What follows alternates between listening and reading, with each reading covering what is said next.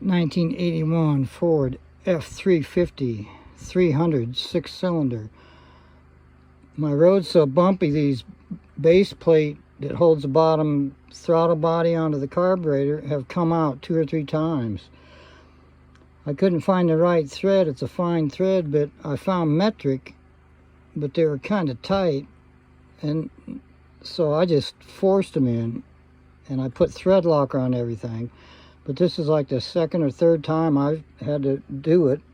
It'll idle high because it's getting too much vacuum, but with the thread locker on, it should be a permanent fix.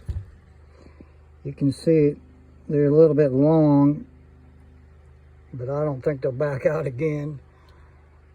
And then this bolt isn't original. It had come loose and was just sitting up here. Could have fell right down the carburetor. So I'm working on a 1981 F350 carburetor. 1 barrel. Hopefully that'll fix it.